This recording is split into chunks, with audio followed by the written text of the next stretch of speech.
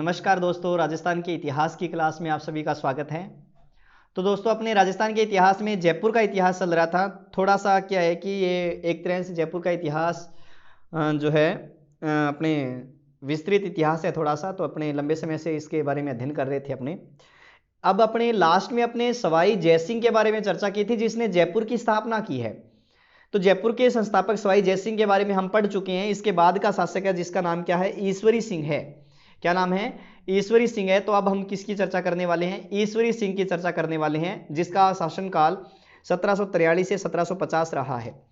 देखो क्या हुआ कि यहां पर अब उत्तराधिकारी संघर्ष प्रारंभ हो जाता है, गृह युद्ध की समस्याएं उत्पन्न हो जाती है। तो ईश्वरी सिंह का भाई था माधो सिंह, और माधो सिंह और ईश्वरी सिंह के बीच में जो है वो गृह युद्ध होती हैं, जिसमें मैं सबसे पहले अगर हम इसमें बात करें तो दो मुख्यतः युद्ध आते हैं। पहला युद्ध आता है जिसका नाम है राजमहल का युद्ध। कौन सा युद्ध आता है? राजमहल का युद्ध। और दूसरा युद्ध है जिसका नाम है बगरू का युद्ध। कौन सा युद्ध है? बगरू का युद्ध। राजमहल नामक स्थान जो है वो कहाँ पड़ता है? टोंक में पड़ता है। और बगरू कहाँ है? जयपुर में है। कहाँ है? जयपुर में है। राजमहल का युद्ध जो है वो 1747 ईस्वी में लड़ा गया था, और जो बगरू है, बगरू का युद्ध सन 1748 ईस्वी में लड़ा गया था। सबसे पहले युद्ध होता है राजमहल, फिर कौन सा युद्ध होता है? बगरू का युद्ध होता है। और ये जो है ये अपने दोनों भाइयों के बीच में हुआ है। किस किस के बीच में? ईश्वरी सिंह वर्सेस माधो सिंह है। किस किस के बीच में हुआ है? ईश्वरी सिंह वर्सेस माधो सिंह। और यह भी किस किस के बीच में हुआ है? ईश्वरी सिंह वर्सेस माधो सिंह। किस किस के बीच में हुआ है? ईश्वरी सिंह वर्सेस माधो सिंह है। और यह भी किस किस के बीच में? ईश्वरी सिंह वर्सेस माधो सिंह। इनके बीच में जो युद्ध लड़ा गया है वो पहला युद्ध तो कौन सा है? राजमहल का युद्ध लड़ा गया है। और दूसरा युद्ध जो है वो कौन सा लड़ा गया है? बगरू का युद्ध लड़ा गया है। अब देखो, सर्वप्रथम जो राजमहल का युद्ध इनके बीच में हुआ था, इस राजमहल के युद्ध में क्या बातें हुई थी, तो आपको ध्यान रखना है कि इस राजमहल के युद्ध में जो है ईश्वरी सिंह क्या रहते हैं? विजयी रहते हैं। माधो सिंह इस युद्ध में क्या हो जाता है? पराजित हो जाता है। पहलो युद्ध कौन सा है? राजमहल को युद्ध है। राजमहल युद्ध 1747 ईस्वी में हो। ईश्वरी सिंह में जीत गयो। ईश्वरी सिंह ने इस विजय के उपलक्ष्य में जयपुर में ईसर लाट का निर्माण करवाया था। ठीक है, किसका निर्माण करवाया था? ईसर लाट का निर्माण करवाया था। ठीक है ना। सरगा सूली या ईसर लाट जयपुर का त्रिपोलिया बाजार है, इसमें करवाया था। इसका नाम और क्या कहा जाता है? सरगा सूली, जिसको जयपुर की कुतुब मीनार के नाम से भी जाना जाता है। जयपुर की कुतुब मीनार है, सरगा सूली है, ईसर लाट है, इनको निर्माण करवाया है कण किसने करवाया था? ठीक है, किसने करवाया था? ईश्वरी सिंह ने करवाया था। कौन से विजय के उपलक्ष्य में? राजमहल विजय के उपलक्ष्य में इसका निर्माण करवाया गया, जो कि आसमान को छूती हुई प्रतीत होती है, जो कि इतनी ऊंची है, ये आसमान को छूती हुई प्रतीत होती है।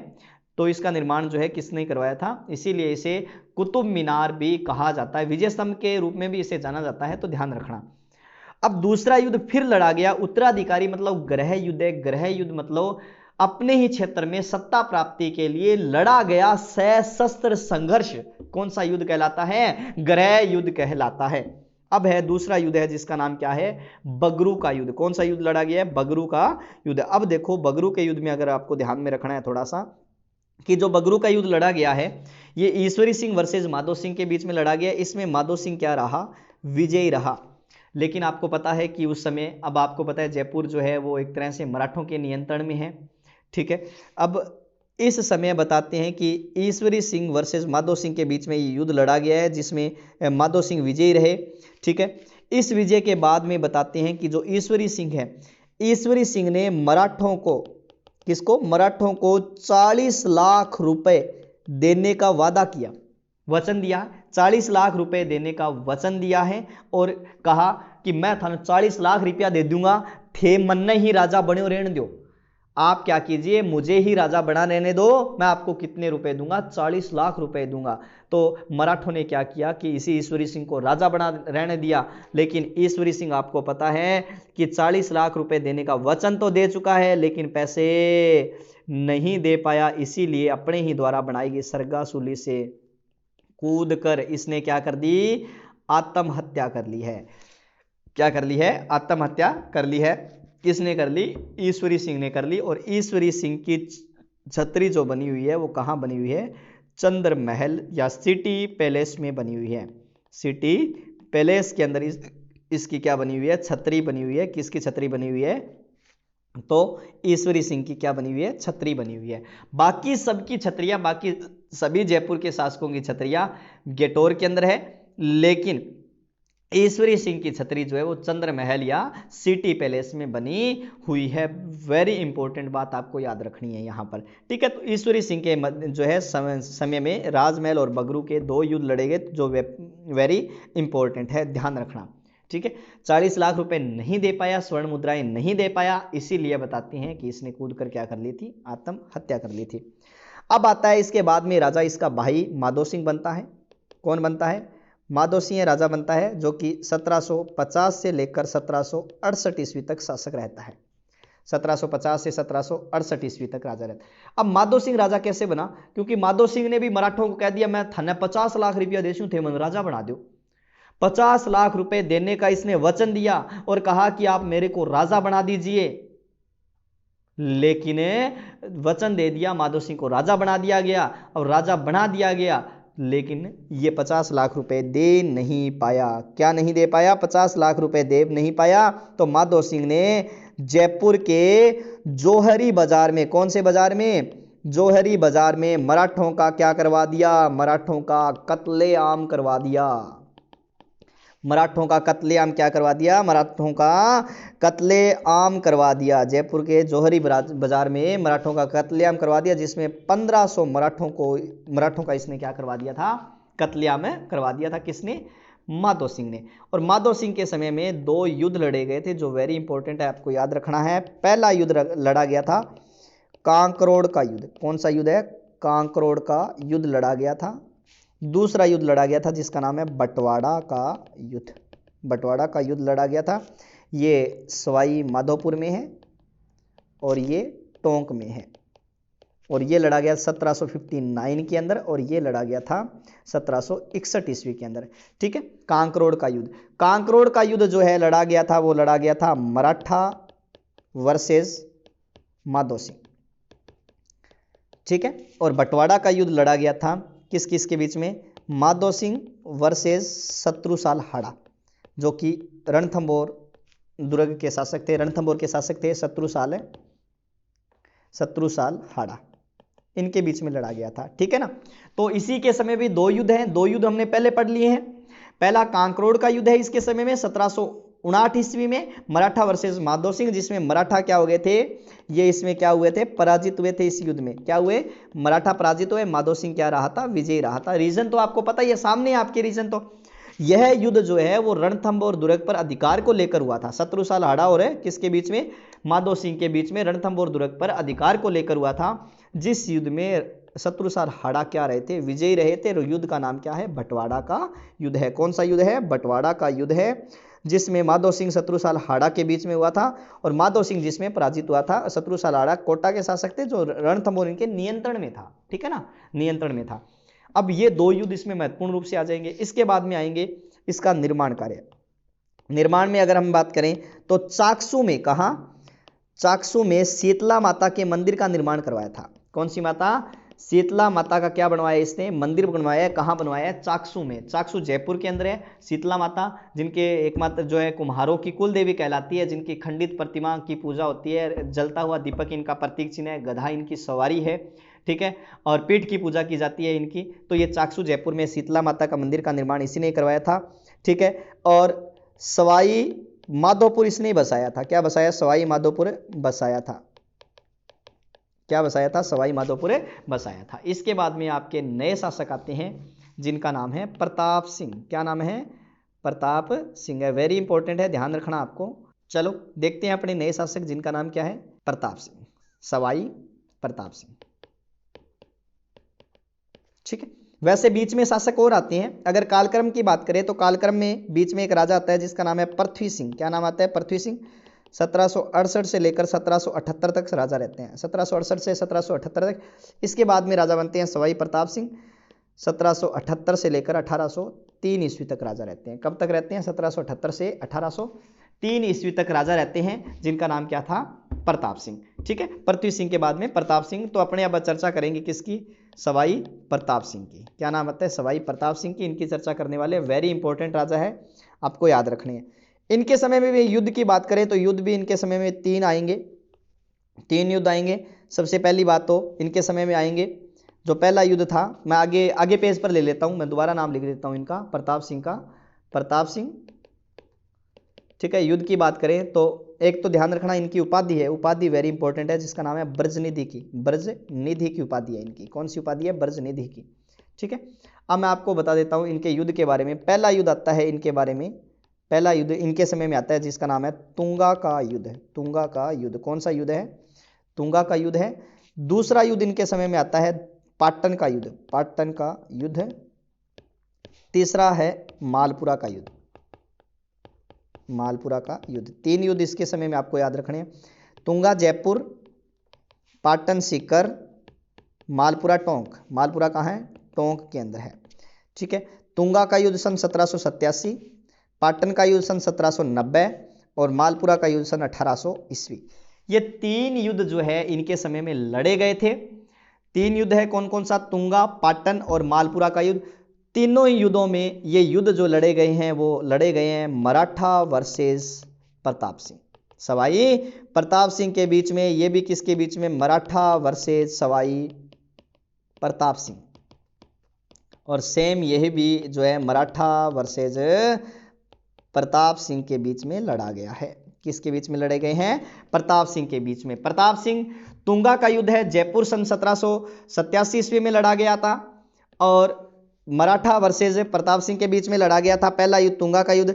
और मराठा इसकी तरफ से जो है वो नेतृत्व किया था किसने? महादजी सिंधिया ने। किसने नेतृत्व किया था? महादजी सिंधिया ने नेतृत्व किया था। सामने कौन है? प्रताप सिंह है। अब इस युद्ध, तुंगा के युद्ध में जो है वो मराठा क्या हो गए थे? पराजित हो गए थे। मराठा क्या हुए हैं इस युद्ध में? पराजित हुए हैं। प्रताप सिंह के समय में जो तुंगा का युद्ध लड़ा गया जिसमें मराठा पराजित हो गए, मराठा गुस्सा गए। मराठा जो है, मराठा का सरदार महादजी सिंधिया, इसको गुस्सा आ गया और गुस्से गुस्से में कह बैठा कि जब तक मैं जिंदा रहूंगा, जब तक मैं जिंदा हूं, ठीक है, तब तक मैं जयपुर को एक ना एक दिन मिट्टी में मिला दूंगा। ध्यान रखना, इसने कहा था कि अगर मैं जिंदा रहा तो मैं जयपुर को मिट्टी में मिला दूंगा।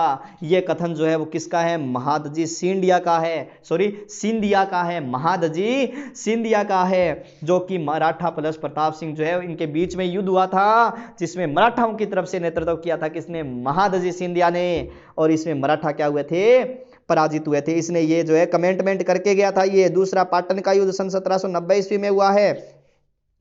इसमें मराठाओं का नेतृत्व किसने किया था? डी बोइन ने किया था। किसने किया है? डी बोइन में, जिसमें प्रताप सिंह क्या हो गया था? पराजित हो गया था। क्या हो गया? पराजित हो गया था। मतलब इसके बाद में सन 1791 ईस्वी की क्या होती है? पाटन की क्या होती है?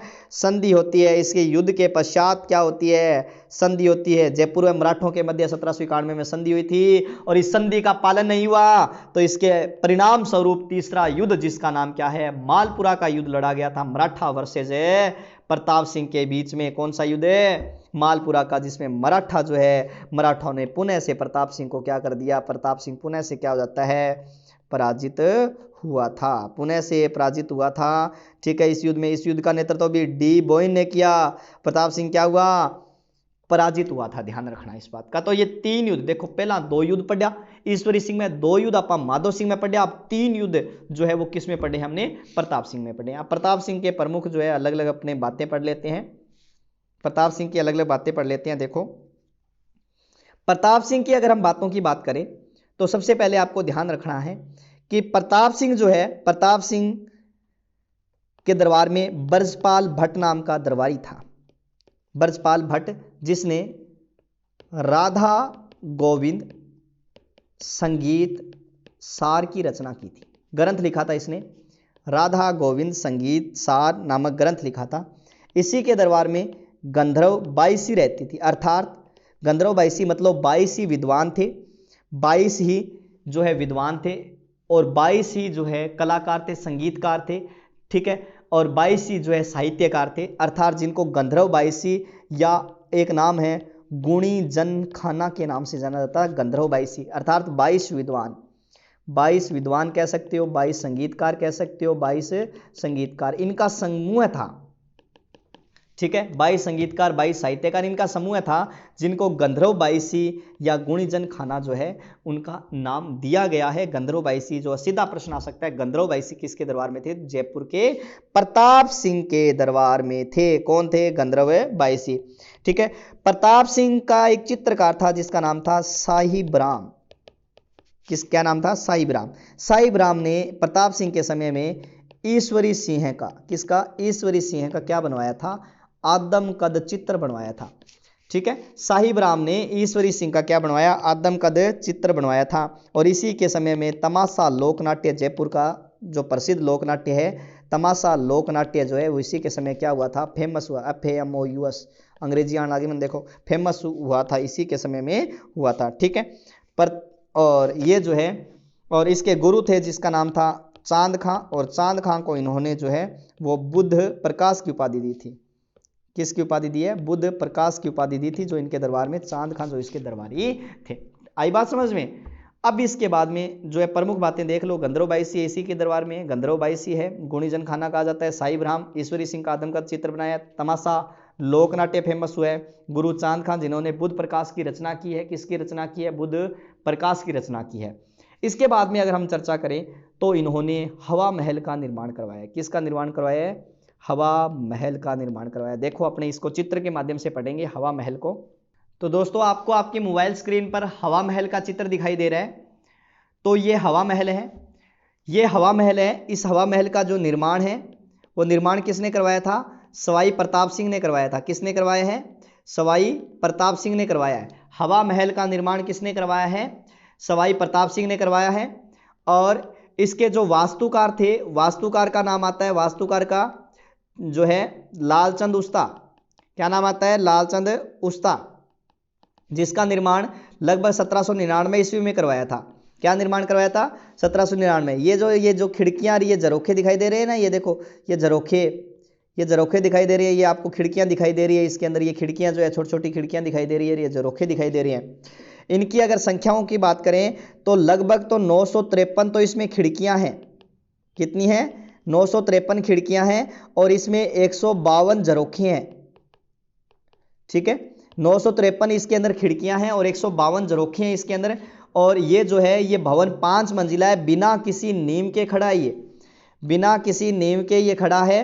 यह भवन जो है 5 मंजिला है और भगवान श्री कृष्ण के मुकुट के समान है। किसके समान है? भगवान श्री कृष्ण के मुकुट के समान है। और इसमें पहली मंजिल है जिसका नाम है शरद। ठीक है। क्या नाम मिलता है पहली मंजिल का? शरद। क्या नाम मिलता है? पहली मंजिल का क्या नाम मिलता है? शरद। पहली मंजिल है उसका नाम क्या है? शरद। दूसरी मंजिल है जिसका नाम है रतन। तीसरी है विचित्र। क्या नाम मिलता है? विचित्र। चौथी का नाम मिलता है प्रकाश। और पांचवी है हवा। ठीक है। अर्थात क्या नाम हो गया? शरद, फिर है रतन, फिर है विचित्र। बहुत बार प्रश्न आते हैं, विचित्र, प्रकाश, हवा, क्या नाम मिलते हैं? शरद, रतन, विचित्र, प्रकाश, हवा। शरद, रतन, विचित्र, प्रकाश, हवा। शरद, अगर शरद मंदिर नाम ना मिले तो इसका नाम क्या मिलता है? प्रताप मंदिर। शरद मंदिर, प्रताप मंदिर। रतन मंदिर, क्या नाम मिलता है? रतन मंदिर। विचित्र मंदिर, प्रकाश मंदिर और हवा मंदिर, क्या नाम मिलता है? हवा मंदिर। शरद, रतन, विचित्र, प्रकाश, हवा जो है वो इसका क्या मिलता है? नाम मिलता है। किसका? हवा महल। हवा महल की 5 मंजिलों का शरद, रतन, विचित्र, प्रकाश, हवा। शरद नाम ना मिले तो आपको क्या नाम मिलेगा? प्रताप नाम मिलेगा। प्रताप मंदिर जो है, मतलब सीधा प्रश्न या तो इनका क्रम पूछ लिया जाता है, पहली, दूसरी, तीसरी मंजिल कौन सी है, या फिर सीधा पूछ लिया जाएगा कि हवा महल की पहली मंजिल का क्या नाम है। तो आपको आंसर बता देना है क्या नाम आएगा। पहली मंजिल का नाम जो है वो क्या मिलता है? तो पहली मंजिल का नाम जो है वो मिलता है, क्या मिलता है? पहली मंजिल का नाम शरद, रतन, विचित्र, प्रकाश, हवा। ठीक है। पहली मंजिल है शरद, या जिसको प्रताप मंदिर के नाम से भी जाना जाता है, जिसका निर्माण किसने करवाया था? तो सवाई प्रताप सिंह ने करवाया था। ठीक है दोस्तों, तो इसी के साथ ही आपके सवाई प्रताप सिंह भी क्या होता है? कंप्लीट। चलो दोस्तों अपने आगे चलते हैं। प्रताप सिंह के बाद में आता है सवाई जगत सिंह। क्या नाम आता है? सवाई जगत सिंह, जो कि 1803 से लेकर 1818 तक शासक रहता है। सवाई जगत सिंह, सवाई जगत सिंह की महत्वपूर्ण बातों की बात करें, पहली बात तो यही है कि EIC मतलब ईस्ट इंडिया कंपनी के साथ इसने क्या कर ली थी, संधि करने वाला क्या है, जयपुर का प्रथम शासक है। ईस्ट इंडिया कंपनी के साथ संधि करने वाला जयपुर का प्रथम शासक है, कौन है, सवाई प्रताप सिंह। 1807 ईस्वी में इसके समय में युद्ध लड़ा गया, गिंगोली का युद्ध। गिंगोली के युद्ध के बारे में डिटेल से मैं आपको मेवाड़ के इतिहास में बताऊंगा, यहां नहीं बताने वाला। गिंगोली का युद्ध लड़ा गया था, गिंगोली का युद्ध अपने डिटेल जो है वो किस में पढ़ेंगे, मेवाड़ के इतिहास में पढ़ेंगे। जो कृष्णा कुमारी विवाद आता है राणा भीम सिंह के समय में, उसमें आएगा गिंगोली का युद्ध। इसके बाद में जयपुर का बदनाम शासक कहा जाता है, इसको बदनाम राजा कहा जाता है, क्योंकि एक नाम आता है रसुकपुर वेश्या। इस रसुकपुर बताते हैं, इसको आधा जयपुर दे दिया था इसने, रसुकपुर वेश्या के कारण ये बदनाम हो गया था। कौन है, सवाई जगत सिंह, इसीलिए जयपुर का बदनाम शासक के नाम से विख्यात है। कौन है, सवाई जगत सिंह है, जिसका कालक्रम क्या है 1803 से 1818। ईस्ट इंडिया कंपनी के साथ संधि, रसुकपुर वेश्या के कारण बदनाम हो गया, जयपुर का बदनाम राजा, और 1807 में कौन सा युद्ध, गिंगोली का युद्ध। इसके बाद में अगला जो शासक आता है ये यहां पर कंप्लीट होता है। अगला शासक है जिसका नाम है सवाई जय सिंह थर्ड। कोई मैटर नहीं है, कड़ी जोड़नी है बस अपने को, तो 1818 से लेकर जो है इसका शासन रहा है, कहां से कहां तक, 1818 से लेकर इसका शासन रहा है 1835 तक। 1835 तक इसका शासन रहा है, कोई इंपॉर्टेंट बात नहीं है। इसके बाद में अपने आता है सवाई राम सिंह, सवाई राम सिंह सेकंड। राम सिंह सेकंड 35 से लेकर 1880 तक इसका शासन रहता है। जयपुर में अधिकतर निर्माण कार्य इसी के ही आएंगे, ठीक है। वो स्कूल कॉलेज का मामला में जिको फेमस राजा वो वही है, कौन है, सवाई राम सिंह सेकंड है, ठीक है। बांध वगैरह भी बनवा दियो, अल्बर्ट होलगो निर्माण भी टाइम में हुए। मतलब जयपुर के प्रसिद्ध शासकों में नाम आता है किसका, सवाई राम सिंह सेकंड का आता है। किसका आता है, सवाई राम सिंह सेकंड का। तो सवाई राम सिंह के सेकंड की महत्वपूर्ण बात क्या है, एक तो ध्यान रखना 16 माह की आयु में राजा बना। क्या बना, छोटी सी उम्र थी, 16 माह की आयु में राजा बन गया था ये। अब क्या हुआ कि इन्हीं के समय में राजस्थान में पहली बार 1839 में दीवानी प्लस फौजदारी न्यायालय सामने आए, न्यायालय आए, ठीक है, इन्हीं के समय में। और 1843 में क्या हुआ, क्योंकि आपको पता है ये नाबालिग था, जयपुर का शासन व्यवस्था सही ढंग से संभाली नहीं गई, इसीलिए ईस्ट इंडिया कंपनी ने क्या किया, जयपुर का जो शासन है वो शासन किसको सौंप दिया, जॉन लुडलो को सौंप दिया। किसको, जॉन लुडलो को सौंप दिया था। जयपुर का प्रशासन जो है सारा का सारा कब सौंप दिया था, 1843 ईस्वी में जयपुर का प्रशासन जॉन लुडलो को सौंप दिया था। कब सौंप दिया, 1843 में। किसने सौंप दिया, तो ईस्ट इंडिया कंपनी ने। और इसने जॉन लुडलो ने यहाँ पर जॉन लुडलो समिति का गठन किया था। किसका गठन किया था, जॉन लुडलो समिति का गठन है यहाँ पर किया गया, ठीक है ना। इस जॉन लुडलो ने क्या किया, जयपुर में कन्यावध है, बाल विवाह है, सती प्रथा है, सती प्रथा है, दहेज प्रथा है, दास प्रथा है। सती प्रथा लगभग 1844 में इसने क्या है कि इसको पाबंदी की थी, और दास प्रथा है। इन दास प्रथाओं पर सब पर जयपुर में क्या लगा दी, इसने पाबंदी लगा दी थी। ध्यान रखना, ये जितनी भी कुप्रथाएं भारत में उस समय जो जयपुर रियासत में प्रचलित थी, उन्हीं सभी प्रथाओं पर इसने क्या लगा दी थी, पाबंदी लगा दी। जैसे कन्यावध है, बाल विवाह है, सती प्रथा, दहेज प्रथा, दास प्रथा, इन सब पर इसने पाबंदी लगा दी। इसीलिए जॉन लुडलो को जयपुर में जॉन लुडलो को सामाजिक सुधार का जनक कहा जाता है, ठीक है। लेकिन नोट लगा के मैं एक बात और लिख रहा हूं, जयपुर में जन जागृति का श्रेय जो है वो जाता है अर्जुन लाल सेठी को। किसको जाता है, अर्जुन लाल सेठी को जाता है जयपुर में जन जागृति का श्रेय। तो लेकिन जयपुर में सामाजिक सुधार का जनक अगर पूछे आपसे तो उसका आंसर आपके क्या आ जाएगा, जॉन लुडलो आ जाएगा, ठीक है ना। इसके बाद में आते हैं सवाई राम सिंह जो है, उस राम सिंह के जयपुर में क्या क्या कार्य रहे हैं, सवाई राम सिंह के क्या क्या कार्य रहे हैं उसके बारे में आपको बता देता हूं। सबसे पहली बात तो आपको ध्यान रखनी है कि 1845 ईस्वी में इसने शिक्षा को प्रोत्साहन देने के लिए जो है महाराजा college plus Sanskrit college,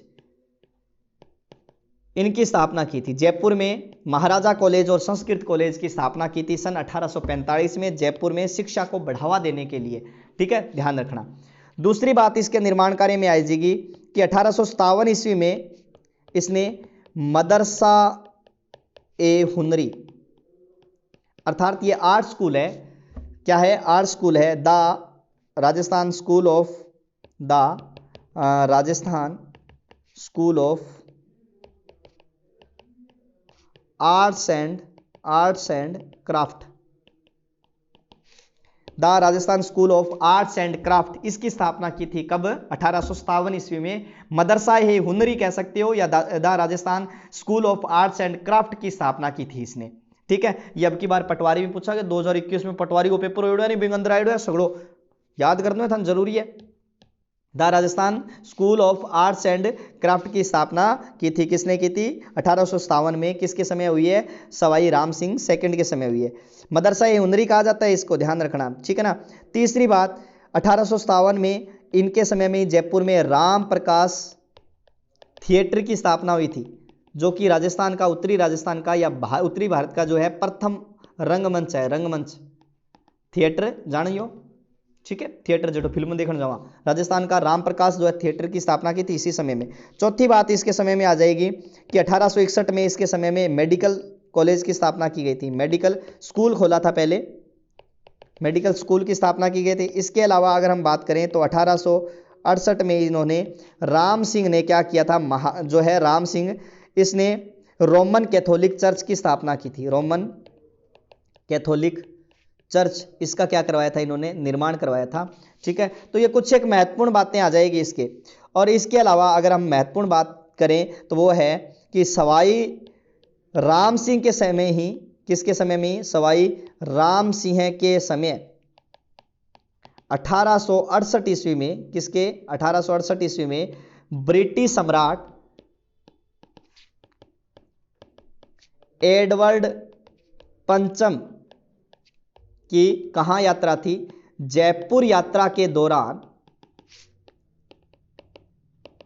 Sawai Ram Singh जो है के समय में ही जयपुर जो है 1868 ईस्वी में, 1868 ईस्वी में एडवर्ड पंचम जो है इसके जयपुर यात्रा पर जो है के दौरान जो है जयपुर को, किसको, जयपुर को गुलाबी रंग में रंगवाया था। कौन से रंग में, गुलाबी, गुलाबी नहीं था विशेष से, तो वो गेरुआ रंग था। कौन सा रंग था, ध्यान रखना, गेरुआ रंग था। कौन सा रंग, गेरुआ, गेरुआ रंग था, गेरुआ रंग में रंगवाया था। तो ध्यान रखना, गेरुए रंग में रंगवाया, तो आपको ध्यान रखना है अंग्रेजन की एक अंग्रेजी को नहीं है गेरुआ की, तो कह दियो this is a pink city, क्या कह दिया, this is a pink city, अर्थात राम सिंह के समय में ही जयपुर को जो है गेरुए रंग में रंगवाया गया। तो गुलाबी नगरी के नाम से भी जाना जाता है जयपुर को। नोट, आधुनिक जयपुर का निर्माता, आधुनिक जयपुर का निर्माता अगर आएगा तो उसमें नाम आएगा मिर्जा इस्माइल का। किसका नाम आएगा, मिर्जा इस्माइल, जो कि लास्ट जो शासक है ना यहाँ का, ठीक है, जो मान सिंह है उसका क्या है, ये प्रधानमंत्री है मिर्जा इस्माइल, इसका नाम आएगा। ठीक है, आई बात समझ में। और गेरुए रंग मतलब जयपुर की सभी इमारतें जो है एक से एक जैसी है, गेरुए रंग में है, गुलाबी रंग में है। और इसके लिए जो है इसका जो वर्णन है, गेरुए रंग का वर्णन जो है, ये इसका जो चित्रण है वो चित्रण किसने किया था, चित्रण किया था स्टेनले, स्टेनले रीड ने किया था। किसने किया था, स्टेनले रीड ने किया था अपनी पुस्तक दी रॉयल, ROYAL, रॉयल अंग्रेजी को नहीं और रोड़ो ही है, town of India, the royal town of India, मतलब इन शब्द का गुलाबी रंग का या प्रत्येक इमारत गुलाबी है, इस चीज का जो वर्णन है वो वर्णन जो है वो किसने किया था, स्टेनले रीड ने किया था। क्या नाम आता है, स्टेनले रीड, स्टेनले रीड ने दी रॉयल टाउन ऑफ इंडिया में किया था। किसमें किया है, दी रॉयल टाउन ऑफ इंडिया में स्टेनले रीड ने जो है इसका वर्णन किया है। तो इस बात का आपको विशेषतः ध्यान रखना है। आई बात समझ में। इसके अलावा इसमें क्या आएगा कि 1870 ईस्वी में लॉर्ड मेयो, कौन आए थे, लॉर्ड मेयो राजस्थान आए थे। कहाँ आए थे, राजस्थान आए। तो इनकी स्मृति में, मतलब इनके आने के आगमन में और इसके बाद में जो है 1875 में, ठीक है, 1875 ईस्वी में जो है अजमेर में, कहाँ, अजमेर में कौन से कॉलेज की, मेयो कॉलेज की स्थापना की थी। स्थापना की थी, मेयो कॉलेज की स्थापना की थी, ठीक है ना। 1875 में अजमेर में मेयो कॉलेज की स्थापना की थी, इन्हीं के समय में की थी। आई बात समझ में। अब इसके बाद में ध्यान रखना कि इन्होंने जयपुर में एक तो और क्या है, रामबाग पैलेस बनवाया था इन्होंने, ठीक है। और रामबाग पैलेस में राम निवास जो है, राम निवास नाम का क्या बनवाया था, गार्डन बनवाया था, रामबाग पैलेस, और इसके अंदर जो है राम निवास नाम का क्या बनवाया इन्होंने, गार्डन बनवाया है। और 1876 ईस्वी में इनके समय में Prince of Wales, Prince of Wales Albert जो है वो क्या आए थे, जयपुर आए थे, ठीक है। और प्रिंस ऑफ वेल्स जो है वो जयपुर आए थे, तो इनके जो याद में मतलब जैसे ही जयपुर आए तो इसके आवागमन पर एक तरह से इन्होंने जयपुर में किसका निर्माण करवाया था, अल्बर्ट हॉल का, जो एक तरह से वर्तमान में संग्रहालय ही मान लो, अल्बर्ट हॉल का निर्माण करवाया था। अल्बर्ट हॉल का निर्माण जो है वो किसने करवाया था, तो नाम आता है सवाई राम सिंह सेकंड ने करवाया था। इसकी नींव जो है वो नींव किसने रखी थी, स्वयं अल्बर्ट ने ही रखी थी इसकी नींव। इसका निर्माण जो है, निर्माण प्रारंभ कब हुआ था, तो 1876 में हुआ था। और इसका जो निर्माण पूर्ण है वो कब हुआ है, 1887 में हुआ है। और इसके जो वास्तुकार थे, वास्तुकार में नाम आता है स्टीवन जैकब। वास्तुकार में क्या नाम आता है, स्टीवन जैकब जो है वो इसके क्या रहे हैं, वास्तुकार रहे हैं। किसके रहे हैं, एल्बर्ट हॉल के रहे हैं। एल्बर्ट हॉल के वास्तुकार तो कौन थे, स्टीवन जैकब थे, ठीक है। और इसके जो है आकर्षण का केंद्र क्या है, आकर्षण का केंद्र है जो कि मिर्जा राजा जय सिंह जो है ईरान से एक गलीचा लेकर आए थे, गलीचा जानते हो, वो इसके आकर्षण का केंद्र है। चलो इसकी अपने फोटो देख लेते हैं। तो दोस्तों आपको आपकी मोबाइल स्क्रीन पर ये जो है एल्बर्ट हॉल दिखाई दे रहा होगा, एल्बर्ट हॉल। इसके बारे में मैंने आपको बता ही दिया, जिसका निर्माण जो है, निर्माण किसने करवाया था, तो निर्माण किसने करवाया था, तो राम सिंह सेकंड ने करवाया था। किसने, राम सिंह सेकंड ने, जिसकी नींव जो है वो किसने रखी थी, स्वयं अल्बर्ट ने। और इसका निर्माण पूर्ण जो 1887 में किसके समय पूर्ण हुआ था, तो बाद का राजा आएगा जिसका नाम क्या है, माधो सिंह के समय में क्या हुआ है, पूर्ण हुआ था। तो ये है एल्बर्ट हॉल की तस्वीर है जो जयपुर में बना हुआ है, देखिए ना, बहुत शानदार है, ठीक है, बहुत शानदार है, एक तरह से संग्रहालय के रूप में है, अंदर जो बहुत अच्छी चीजें रखी हुई है, ठीक है। तो जरूर देख के आना आप। चलो दोस्तों अब थोड़ा सा मैं और बता देता हूं इसके बारे में। प्रसिद्ध जो है मैंने आपको बता दिया, इसमें गलीचा है, गलीचा जो है आकर्षण का बहुत बढ़िया केंद्र है। इसके अलावा ये जो है, ये Albert hall Hindu, Islamic plus ईसाई तीनों शैलियों का इसमें क्या है, मिश्रण है। तीनों शैलियों का इसमें क्या है, मिश्रण है। इन मिश्रण से ये तैयार किए गए हैं। और इसी राम सिंह के समय में ही, राम सिंह के समय ही स्वामी दयानंद सरस्वती 3 बार जयपुर आए थे, 3 बार जयपुर आए। एक तो कब आए हैं, 1865 में आए थे, 1866 में आए थे और 1878 में आए थे, ठीक है। 1865, 66 और 78 में आए थे, 3 बार जयपुर आए थे, ध्यान रखना। और इसी जो है राम सिंह ने ही क्या किया था, जयपुर में राजस्थान का प्रथम चिड़ियाघर खुलवाया था, यह भी ध्यान रखना। राजस्थान का पहला चिड़ियाघर इसी ने ही खुलवाया था। और जमुआ रामगढ़ बांध का निर्माण भी, जमुआ रामगढ़ बांध का निर्माण भी इसी ने ही करवाया, ठीक है। 1857 की क्रांति के समय राम सिंह क्या है, जयपुर के शासक हैं, जयपुर के शासक। 1857 की क्रांति के समय भी ये जयपुर के क्या रहे थे, शासक रहे थे। इसी दौरान अंग्रेजों की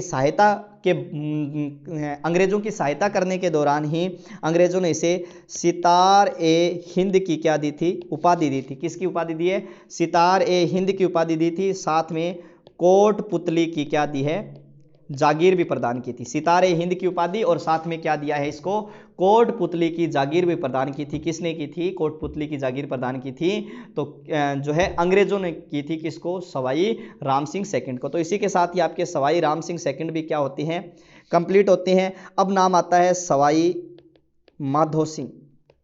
क्या नाम आता है, सवाई माधो सिंह। 1880 से लेकर 1922 तक ये क्या रहे हैं, यहाँ के राजा रहे हैं, 1880 से 1922। वेरी इंपॉर्टेंट बात क्या है, राम सिंह जो है इन्होंने एक तो दुर्ग है जिसका नाम है नाहरगढ़ दुर्ग। कौन सा गढ़ है, नाहरगढ़ दुर्ग। इस नाहरगढ़ दुर्ग में 9 एक जैसे महलों का निर्माण करवाया था। 9 एक जैसे महलों का निर्माण करवाया था अपनी 9 पासवान प्रेमिकाओं के लिए। पासवान कह सकते हो या प्रेमिकाएं कह सकते हो। इन प्रेमिकाओं के लिए इन्होंने जो है इन प्रेमिकाओं के लिए जो जयपुर में नाहरगढ़ दुर्ग बना हुआ है, जिसका निर्माण जो है सवाई जयसिंह ने करवाया था। इस नाहरगढ़ दुर्ग के अंदर इन्होंने 9 एक जैसे महलों का निर्माण करवाया था। कितने महल बनवाए थे, 9 एक जैसे महलों का निर्माण किसने करवाया था, सवाई माधो सिंह ने करवाया था। ये बात समझ में, ठीक है।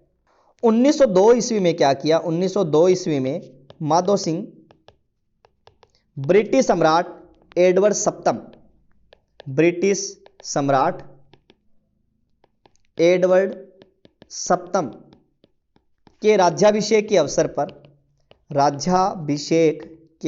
पर इंग्लैंड गए थे। तो ये अपने साथ बड़े बड़े चांदी के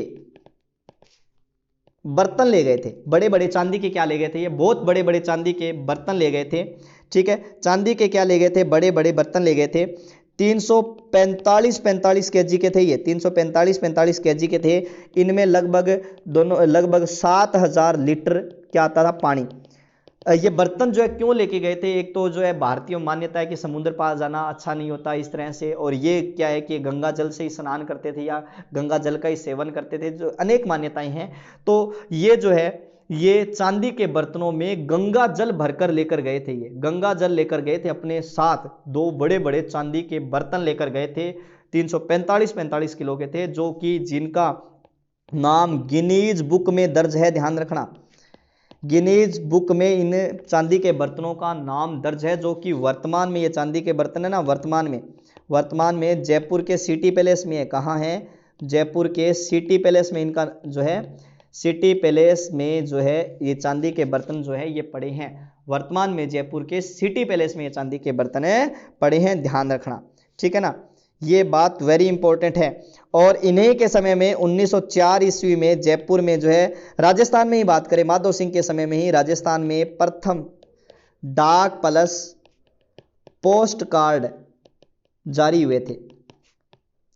इन्हीं के समय में सर्वप्रथम जो है राजस्थान में प्रथम डाक प्लस पोस्ट कार्ड जारी हुए थे। किसके समय में हुए थे, माधो सिंह के समय में ही हुए थे, ध्यान रखना, ठीक है। 1911 ईस्वी में इन्हीं के समय में ही जयपुर में जो है कौन आई थी, जयपुर में आई थी क्वीन मेरी आई थी, महारानी कौन आई थी, महारानी मेरी जो है जयपुर में आई थी, ठीक है ना, ध्यान रखना। आई बात समझ में। और 1905 में इन्होंने क्या किया था, रोमन कैथोलिक चर्च बनवाया था, रोमन कैथोलिक चर्च बनवाया था। और ये रोमन कैथोलिक चर्च जो है वो कहाँ बनवाया था, तो फुलेरा में बनवाया था। इन्होंने ही 1905 में रोमन कैथोलिक चर्च बनवाया था, जो कहाँ बनवाया था, फुलेरा में ही बनवाया था, ध्यान रखना। आई बात समझ में, ठीक है। तो ये बातें जो है ये किसकी हो जाएगी, आपके माधो सिंह की हो जाएगी। देखो दोबारा देख लेते हैं, माधो सिंह, सवाई माधो सिंह नाहरगढ़ दुर्ग में अपने 9 एक जैसे महलों का निर्माण करवाया था अपनी 9 प्रेमिकाओं के लिए, ठीक है।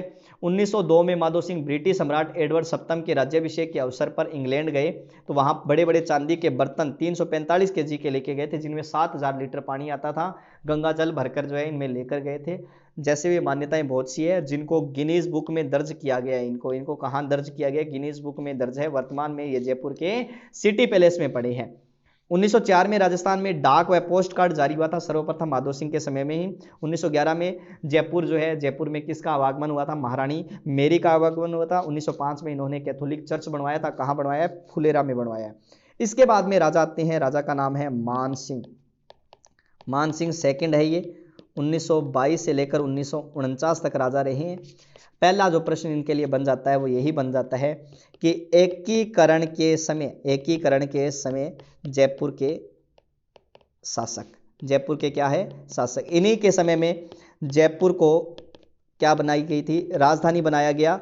और मान सिंह को क्या किया गया था, मान सिंह को महाराज प्रमुख बनाया गया था। महाराज प्रमुख कौन से चरण का, चौथे चरण एकीकरण के समय में चौथे चरण का महाराज प्रमुख। पहला चरण मत्स्य संघ, दूसरा चरण जो है पूर्वी राजस्थान संघ या राजस्थान संघ, तीसरा संयुक्त राजस्थान, चौथा कौन सा था, वृहत राजस्थान का जो है इनको क्या बनाया गया था, मान सिंह को महाराज प्रमुख बनाया गया था। ठीक है, मान सिंह जो है, मान सिंह महाराज प्रमुख नहीं है, माफी चाहता हूं, राज प्रमुख बनाया गया था, महाराज प्रमुख नहीं है ये इनको क्या बनवाया गया था, राज प्रमुख बनाया गया था। चौथे चरण का इनको राज प्रमुख बनाया गया था। राजस्थान के एकमात्र महाराज प्रमुख तो थे भूपाल सिंह मेवाड़ के, लेकिन माफी चाहता हूं गलती से बोल दिया गया, राज प्रमुख इनको बनाया गया था। क्या बनाया गया था, चौथे चरण का राज प्रमुख बनाया गया था। महाराज प्रमुख का पद राजस्थान के मेवाड़ रियासत के भूपाल सिंह के पास में था। ठीक है, और एक चीज ध्यान रखना, इन्होंने सांगानेर हवाई अड्डा बनवाया था। क्या बनवाया था, हवाई अड्डा बनवाया था, सांगानेर हवाई अड्डा, और इसके साथ साथ एसएमएस हॉस्पिटल बनवाया था। क्या बनवाया, एसएमएस सवाई मानसिंह, क्या नाम है, सवाई मानसिंह हॉस्पिटल का निर्माण इन्होंने ही करवाया था। ठीक है, इनकी जो मृत्यु है वो 1970 में हुई थी। कहाँ हुई थी, तो ध्यान रखना, इंग्लैंड में हुई थी। इंग्लैंड में इनकी मृत्यु हुई थी, क्या खेलते हुए, पोलो खेलते हुए इनकी मृत्यु हो गई थी। और इन्हीं के प्रधानमंत्री थे। प्रधानमंत्री का नाम क्या है, प्रधानमंत्री का नाम है मिर्जा इस्माइल नाम है। क्या नाम आता है, मिर्जा इस्माइल। और मिर्जा इस्माइल इनका नाम आता है, मिर्जा इस्माइल, जिनको क्या कहा जाता है, आधुनिक जयपुर का निर्माता कहा जाता है। आधुनिक जयपुर का क्या कहा जाता है, इसको निर्माता कहा जाता है। ठीक है, मिर्जा इस्माइल को। और इसके बाद में बताते हैं कि इनकी पत्नी गायत्री देवी का भी उल्लेख आता है कि इनकी मानसिंह की पत्नी थी गायत्री देवी। ठीक है, राजस्थान की से लोकसभा में जाने वाली प्रथम महिला थी। राजस्थान में लोकसभा में जाने वाली प्रथम महिला थी, राजस्थान से लोकसभा में जाने वाली पहली महिला थी। और ठीक है, राजघराने की प्रथम महिला थी जिसने अपनी क्या लिखी थी, आत्मकथा लिखी थी। ठीक है, तो गायत्री देवी का नाम आता है। गायत्री देवी राजस्थान में लोकसभा में जाने वाली प्रथम महिला थी। इसी के साथ ही आपके जयपुर का इतिहास का यहाँ पर क्या किया जाता है, समापन किया जाता है। और जयपुर की हिस्ट्री आपकी कंप्लीट हो चुकी है। आपका राजस्थान के इतिहास में सभ्यता हो चुकी है, गुर्जर प्रतिहार हो चुका है, चौहान हो चुका है, आज जयपुर कंप्लीट हो गया है। तो आज के लिए इतना ही। कल अपने एक नया राजवंश जिसका नाम है मेवाड़ राजवंश, मेवाड़ का जो है मेवाड़ के जो है गुहिलिया, सिसोदिया, उनके बारे में अपने कल चर्चा करेंगे। तब तक के लिए धन्यवाद दोस्तों, आज के लिए इतना ही, धन्यवाद।